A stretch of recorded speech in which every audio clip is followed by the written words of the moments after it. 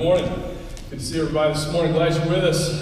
You know that it's a special day because I wore the only red shirt that I own this morning. It's Valentine's weekend, right? It's the only, literally, it's the only in my closet. It's the only red shirt that I have. Okay, so this is what you got. Sorry. Jerry said it looked all right, so I'll go with it. But probably useful advice for this message. But anyway, I hope you've had a good weekend. This is the Valentine's weekend, I guess, and we're kind of in the middle of that love series, right? The new rules for dating and for love and dating and marriage and sex and all these different things. And if you weren't here with us last week, if you didn't get a chance, I'd love for you to go back online and catch Eric's message. It's up there. Did a great job sort of laying the foundation for love, right? And telling us that it is the foundation for the relationships that we have in our life and how we grow in love together. So I encourage you, if you didn't get a chance to hear that, if you weren't here, go back and take a look at that. Today, you know, sometimes in organizations and in businesses, sometimes if they want to talk about a process or something new or something, you know, sometimes they go and they get like an expert from the outside to come in and talk to people, right? And they say, you know, we need somebody that knows a little bit more about something, right, to come in and talk about this. So when they were looking, we were looking and said, well, who could give the dating message, right? Who could do the dating message? Who better than me, right? Wrong. Actually, of the 4 topics, I told Eric, I said, why don't you just pick the one that you think I am the least worst at, and let me have that one. And so this is where I am. So I have the dating message for today, and it's really, I mean, honestly, the fact that I'm sitting here talking about dating probably for a lot of people is kind of like, that's just crazy, especially a lot of my friends. But I thought, you know, if I could give you some pieces of advice, if I could give you something to take out of here that would help you in your dating lives, what would it be? What would it be, something that we can take and just say, you know, this is, and actually after that, I'm going to give you 5 things right here, and we might just be able to end the message, right? We may be early to lunch today, all right, after I give you these. Because what I've come up with, I think, may be the best thing ever. I've got the top 5 Christian pickup lines that you will ever find. All right, this is if you use it, guaranteed, okay? Money back. You get your money back. You didn't pay anything to get here, but anyway, you get your money back if these don't work. It's the top 5 Christian pickup lines that you use, guaranteed that you will find the mate that God has deemed appropriate for you. Okay? So, Justin, can we get those on the screen here? We'll start with number 5. You and me were like loaves and fishes. We just might be a miracle together. I think it plays. I think it plays. I'm just saying. Number 4. So last night I was reading the book of Numbers, and I realized I didn't make it. It was tough. I'm just saying. Number 3. Is your last name Faith? Because you're the substance of things that I've hoped for. There you go. I'm just saying. It worked on me. I'm just saying. Number 2. I would say God bless you, but it looks like you already have. Yes, indeed. These are all excellent. I mean, I'm just saying. Y'all got your notes out? Am I writing these down? And, without further ado, the number 1 Christian pickup line, guaranteed for success to find the godly mate that you desire is, I'm not a prophet, but I can see us together. There we go, right? So, there we go. Message over. Drop the mic and leave, right? No. I hope you guys enjoyed those. Honestly, I wouldn't use those. But anyway, I thought they were pretty funny. And honestly, let me kind of give you a little bit of why it is so crazy that I actually would be giving this particular talk on dating. Because, you know, okay, so I had a few dates, you know, back in the day. It's been a few years, but I had a few dates back in the day. Some of my expert dating tips, when I was in college, one time I took a young lady, a nice young lady, at school, took her on a date, and I said, hey, you like to shoot pool? So I like to shoot pool. I thought that would be a fun day, right? So yeah, I like to shoot pool. So we went out, but I didn't tell her. So I went to school at Tusculum down in Greene County, and there was this wonderful gas station in Greene County that had a back room, and in the back room it had a pool table and some video slides. And I thought, yeah, that would be a great place to go for a date. So I took this poor girl, and if she ever watches this, I apologize. I never actually formally apologized for this. But I took her to a gas station for our first date, and we went in the back room and shot pool. Needless to say, we didn't have a second date. Another wonderful experience that I had on a date one time, I was on a second date with a lady, and we were a young lady in college, and we were eating dinner in Johnson City. A friend of mine came by and said, hey, Chris, how you doing? All right, good to talk to you, all that. She walked away, or my friend walked away, and she was looking at me, and she was kind of staring at me, and I was like, what's wrong? And she said, your name's Chris? So we didn't have a third date. Carrie and I, a little more successful story. Carrie and I, the first date, and I bet Bob Barr remember this, the first date that Carrie and I went on, I was literally like 45 minutes late for the date, all right? I mean, it's amazing. I've said this morning, I think God ordained for us to be together because I was 45 minutes late for our very first date. And you know where I took her? The most romantic place ever. It was a Friday night. I took her to a Blue Devil football game. So I was 45 minutes late to pick her up, and I took her to a Blue Devil football game. And that was just, and we're still together. I'm convinced that at some point that Bob and Barbara sat down with Carrie and gave, like we were dating, and gave her like a top 3 list of guys that they hoped that she would end up with. And I think I came in at number 8 on that list. All right? So, I mean, honestly, it was not, even Reed has gotten in on the dating train. A few weeks ago, Reed announced to us that he had a girlfriend. I said, that's great, Reed. I said, how did that come about? And he said, she told me we were dating. I love a lady, I love a take charge lady. Then he came back the other day and he said, well, we broke up. And I said, oh, I'm sorry, Reed, why'd y'all break up? And he goes, well, she thinks that I was cheating on her. So, of course, the next question, obviously, for your 8-year-old son is, well, were you? You know, so it's like, all right. So anyway, but he wasn't. But anyway, so if you're thinking about this message today and you think, well, what does this have to apply to me? Think about this. Maybe you're married, you're in that situation. We have folks here who are single, we have youth, we have parents, and I think this message can impact a broad range of folks today. You know, as a parent, it's important for me because I want to be able to look at my children and say, you know, here's some godly rules, some godly advice for you to take into your dating life as you go forward. If you're single, hopefully it's something that you can take and apply with you. If you're a youth, I know we have a lot of youth here, and this is really close to my heart because of what I deal with every day and what I live here every day. You know, how do you approach dating in a godly way in this world, right, today? Because it's hard. Like, I don't know that I could be a teenager today. I work with teenagers every day, and I don't know that I could actually be a teenager today because the way that they socialize and ask people out and connect. I mean, when I was a kid, and some of y'all can relate to this. When I was a kid, if we wanted to talk to somebody, right, we had to actually schedule a time and call. We had to get on the phone and actually speak to somebody. And in my house, there was only one phone, and it was in the kitchen, which was right next to the living room. So if I called a girl, right, guess who was listening to my conversation?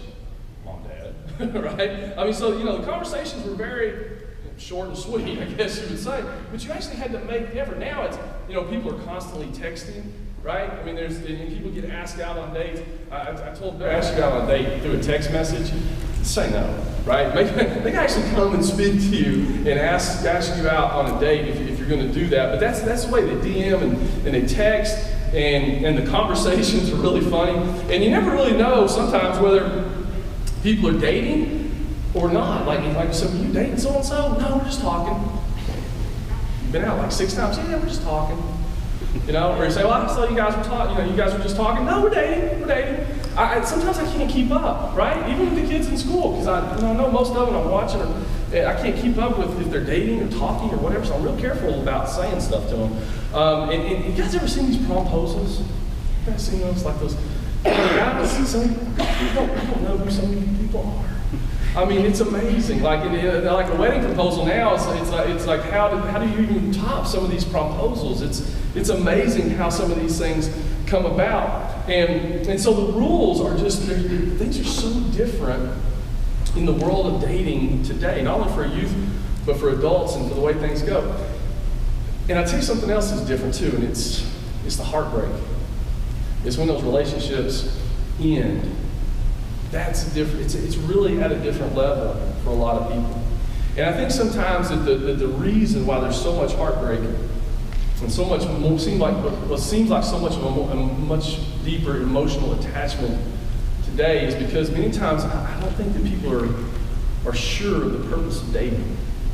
I don't think people look at it and understand and think about what is the real purpose of dating. I know when I was dating, I didn't. I didn't really, I was just, it was always, they're nice and whatever, and we'll go out and see how it goes. But I would submit to you that there is a different purpose for dating. And I think it's going to come up on the screen here in just a second. But a new purpose for dating, the way that people, I don't think, look at it a whole lot, is to locate and get to know a potential spouse. Now, if I would have thought about that when I was in the dating game, so to speak, that probably would have changed a lot about some of the things that I had done in my youth and growing up. But when we look at it like that takes dating, I think, to a whole nother level. I thought about that and I thought, wow, that kind of blows your mind a little bit. But when you think about dating as a way to locate and to get to know a potential spouse, because think about this. After trusting Christ with your salvation, okay, after you make the decision to trust Christ with your salvation, that's the number one most important decision that you could ever make in your life, is trusting Christ with your salvation. The second most important decision be who you're going to marry. Right? I mean, think about that. Number one, I choose to trust Christ as my Savior. What's next? What are you going to spend your life with?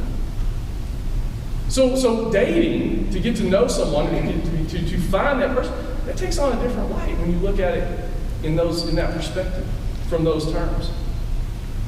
How do we get to that point? A pastor I was reading this week in preparation for this particular message said this: God will guide us when we walk with Him and are committed to His purpose.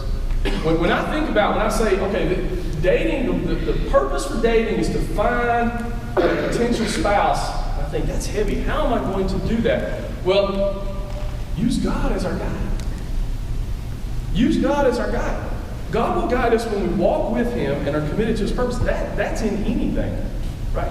He's going to guide our steps. We just have to be willing to walk in His and trust.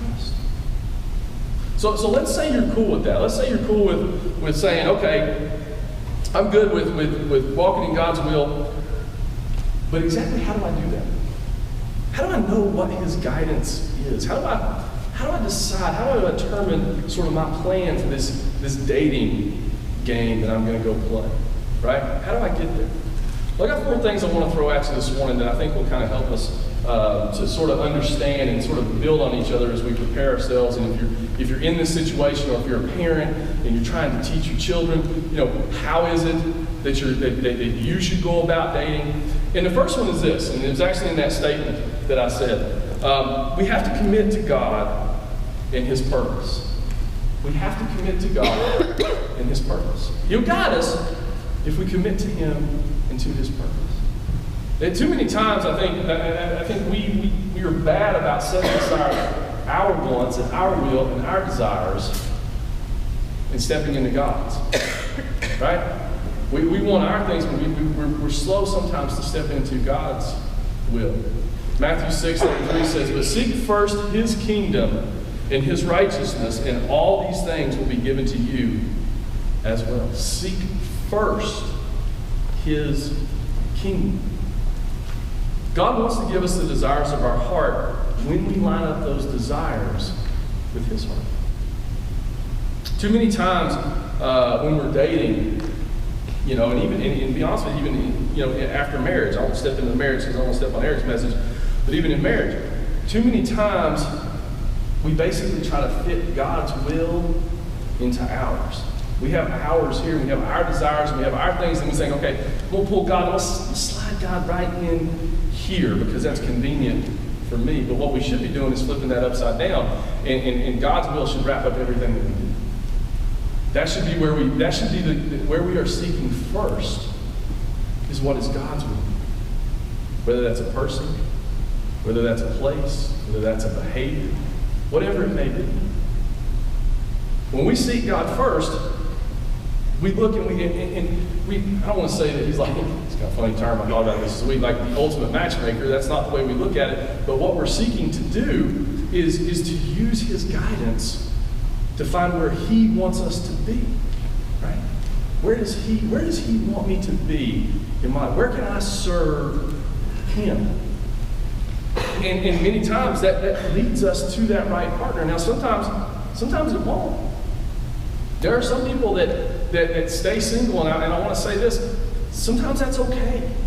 Many people choose to take that route, and that's okay, because I think too many times people run into relationships because they think that they have to have someone. That is an epidemic on Monday through Friday in this building. I'll just tell you, where a lot of our youth are. They feel like because their friends have a boyfriend or a girlfriend, and friends are dating or whatever it may be, that they have to run into a relationship, that they have to be in a relationship. And that's just not the case. Because then we're running to a person and we're not running to God. People are afraid sometimes not to be in that relationship. But ultimately, we must seek God. He's the only source of true, everlasting happiness and joy. So here's the thing. Here's the thing that I say this a lot, and it gets me in trouble a lot, but it's the truth. Humans will fail us. People will fail us. God never will. God will never fail us. So if we're seeking God instead of seeking humans, then we're on the right track. If we put all of our faith in finding happiness with people, we'll never be totally happy. A person's love may fade. People will fade. We live in a sinful world. We live in a finite world. People will fade. Love will fade. God's love never will. In Psalm 103, we read this: "But from everlasting to everlasting, the Lord's love is with those who fear him, and his righteousness with their children's children." From everlasting to everlasting. You can't say that about any human being. It is everlasting to everlasting. There's no bounds. God has no boundaries. His love is forever. And when we seek him, we seek an everlasting love.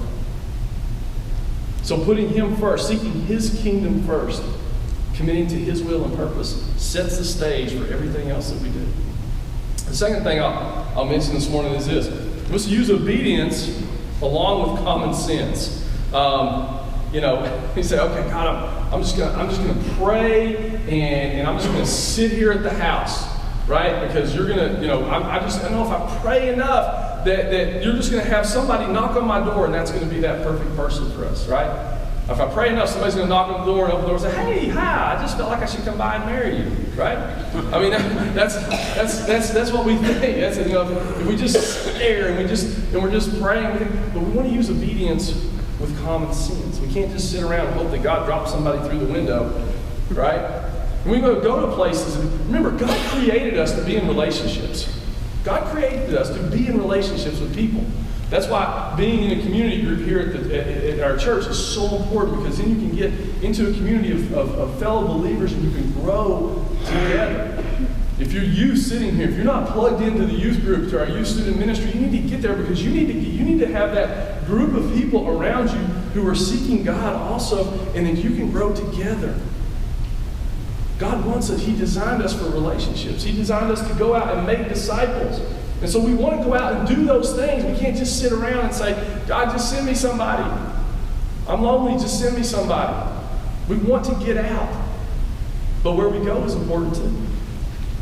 In Proverbs 13, we read this: "Walk with the wise and become wise, for a companion of fools suffers harm."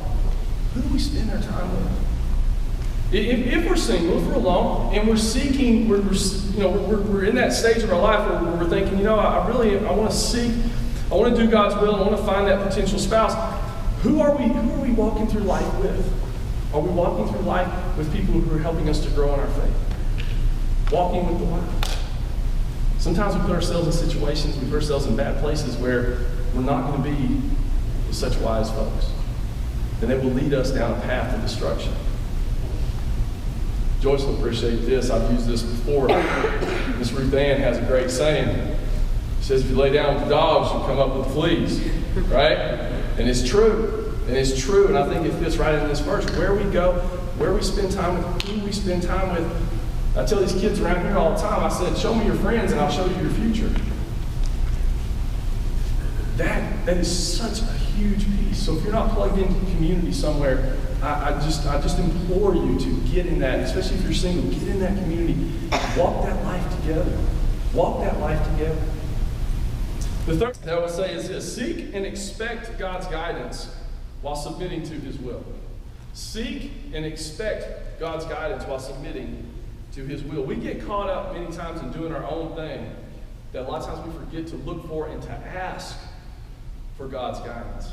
And then when we do ask, sometimes we don't wait long enough to receive it. We try to take things into our own hands. In Romans 8:14 we read this: for all who are being led by the Spirit of God, these are the sons of God. When we seek His guidance, God has a way to work, right? He has a way to work providentially to orchestrate things for our benefit when we are seeking Him. When that is our first priority, when we are moving to Him, then He works to orchestrate these things for us. Now, here's the thing. Sometimes His guidance leads us into heartbreak situations. I mean, I'd say if we took a poll, most of us would probably say we've probably had our heart broken one time or another. Whether we were younger or whether we were recently, whatever it may be. Sometimes these things don't end in storybook fashions. But God teaches us about His sovereignty through such situations. He teaches us about His grace and His love and His mercy and His strength through those heartbreaking situations. It's when we begin to try to take matters into our own hands that things really take a turn for the worse. And then lastly, apply God's wisdom. Apply God's wisdom in our lives. I would encourage you, this is a story that I really wanted to spend a little more time on this morning, but I didn't. I just kind of moved it out. But I would encourage you to go back and read Genesis 24, if you haven't read that before. It's a really cool story where Abraham is looking for a wife for his son Isaac, and he doesn't want him. They're in the land of the Canaanites now, and getting ready to take that land, and he doesn't want him to have anybody that's a wife of the Canaanites, right? So he sends his servant back to his country to find a wife for Isaac, okay? And he gives his servant very specific directions. And he tells him to go back, and he tells him to let God lead him and to pray. And so the servant goes and takes all these camels, and he goes out, and he gets back, and he gets there, and he's tired, so he stops by this well. He's right outside this town, and he prays. And he prays to God, and he wants God to show him who this woman is. He's praying for God's guidance. He's praying to let God show me who it is that you want me to take back for Isaac to marry. And we pick up the story here, verse 17. It says this. It was right after, let me set it up just a little bit more. So Rebecca comes out, and she's actually filling up a water jar, and he sees her, okay, and he's at this point, and he sees her. And so let me pick up the story, verse 17. It says this: the servant hurried to meet her and said, "Please give me a little water from your jar." "Drink, my lord," she said, and quickly lowered the jar to her hands and gave him a drink. After she had given him a drink, she said, "I'll draw water for your camels too, until they have had enough to drink." So she quickly emptied her jar into the trough, ran back to the well to draw more water, and drew enough for all his camels. Without saying a word, the man watched her closely to learn whether or not the Lord had made his journey successful. She was applying God's wisdom simply by living a normal, thoughtful, helpful, servant life. And she was blessed for it. She was just living out a normal. This is applying God's. God tells us we should serve others, right? We should show His love to others. That's all she was doing. Applying God's wisdom. She was living out her faith. We need to be the kind of person that we would want to marry. If we're single, if we're parents, if we're looking for someone, we want our child to be the kind of person that they would want to marry. That's applying God's wisdom in our lives, living out that faith. So that's 4 ways that I think that we can look and kind of help us to understand and seek God's guidance. So from those, I have just a few practical tips for dating as we go through. And I want to kind of run through these real quick, just to maybe help us a little bit, and help us if we're working with folks who are in the dating season of their life, or with our children, or with youth, or wherever we may be. And the first one is this, and this one's pretty hardcore, I think. Don't date until you're ready to find a mate. Don't date until you're ready to find a mate. It's okay to talk and have a relationship and all that kind of stuff, but dating, if we look at the purpose of dating, if it's to locate and to find a potential spouse, then we have to be careful. We have to be careful going in that direction. God is concerned about our heart. He doesn't want us to be alone, but He doesn't want us to just date just to not be alone either. Eric read the verse earlier. It said in Proverbs 4:23, it said this: above all else, guard your heart, for everything you do flows from it. So when we're dating, right, we want to guard our heart. God wants to take care of our heart. He wants our heart. He wants us to be happy. But everything we do flows from our heart. Another piece of advice that I would give folks is this: date people who are spiritually compatible to you. Look for godly characteristics. Look for godly characteristics. Now, look, I'm just going to tell you, all right, that probably wasn't what I was looking for, right, when I was in my dating season, right? I think, and if I would have, you know, I probably should have been, but I think most of us would probably say, if we don't look at it from that perspective, we're looking for something like, are they fun, are they nice, are they good looking, and all those things. And those are wonderful things, right? Now, I got lucky, right? I got lucky with Carrie. I got to say that. Which, by the way, today's our 17th wedding anniversary. By the way, today's our 17th wedding anniversary. So, yeah. And if you notice, she's not here to listen to me give this speech. She's homesick. She's got the voice. Yeah, everyone. Her and Bella, neither one of them are here to hear this, actually. So I don't know what that says. But anyway, but you know, when you're looking at dating, look for someone with godly characteristics. Because here's the thing: if you're living with somebody and you have two different sets of values, if you value two different things, that's a recipe for disaster. If you're dating someone and you have two different sets of values, that's a recipe for disaster. I think most of us have probably heard the scripture, do not be yoked to unbelievers. I mean, you've probably heard that at somewhere. If you've had any experience in church, you've probably heard that. But here's the thing about that: our faith should permeate everything that we do in our lives. Everything we do, our faith should permeate that. How we think, how we make decisions, what we value. It should permeate everything that we do. And so if we're with someone and they don't share that value, that becomes a real source of contention. Another piece of advice that I would give is this: for the sake of your marriage, set boundaries. Set boundaries. I'm not going to go too far into this because Eric's going to speak about intimacy and these types of topics later. But I will say this: I'll steal this line from Jim, just to give us something to think about. Jim's using this in his message today. But he said this: the present will be your past, which will be present in your future. That's a lot of words, but it makes a lot of sense. The present will be your past, which will be present in your future. A lot of times intimacy creates a ton of emotional baggage. I was just having a discussion with a couple folks out in the Commons area before we came in here, explaining about, for me, what this means here in our school. And so many people who get to it, and so many kids who get to a level of intimacy that they're not ready for emotionally. They're not ready for mentally. And it causes so many issues here for our teenagers and for our youth going through their high school lives. I see it every day. Now, here's the thing. I want to say this: if all of a sudden you got this great sense of guilt because you know that at some point in your life that you've crossed the line, remember this, and this is something that I hold on to every day for a lot of reasons. God may hold us accountable, but He has also shown us grace. He has shown us grace by taking that guilt on Himself. You see, when Christ came to earth and died in our place, He took that guilt for us.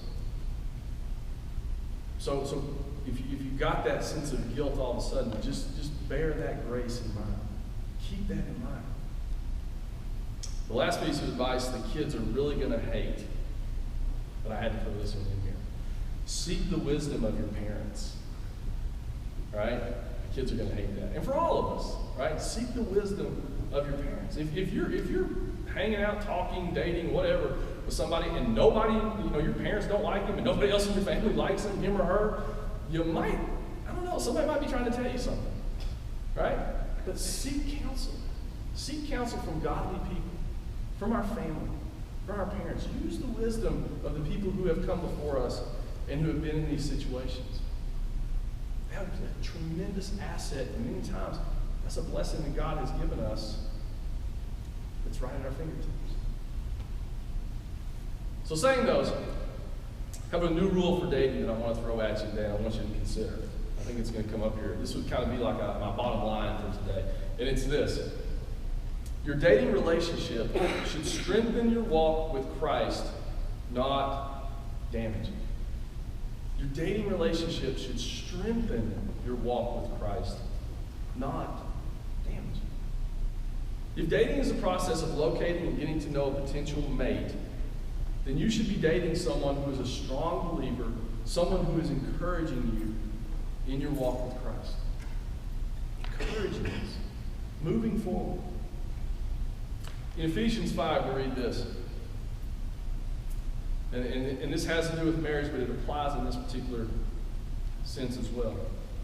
We read, "Husbands, love your wives just as Christ loved the church and gave himself up for her to make her holy, cleansing her by the water through the word, and to present her to himself as a radiant church, without stain or wrinkle or any other blemish, but holy and blameless." The way that Christ loved us made us more holy, more righteous. Why not hold our dating lives to that standard? Why not hold our dating lives to the standard of who we're with, who we're partnering ourselves with, to make us more holy and more righteous? God created relationships. He wants us to have amazing relationships. God created marriage. He wants us to have amazing marriages.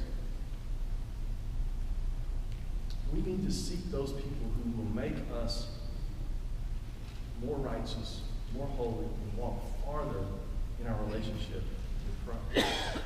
So whether it's dating or marriage, the closer we come to God, the more we can truly love that person in our lives. Seek God first, because his love is everlasting.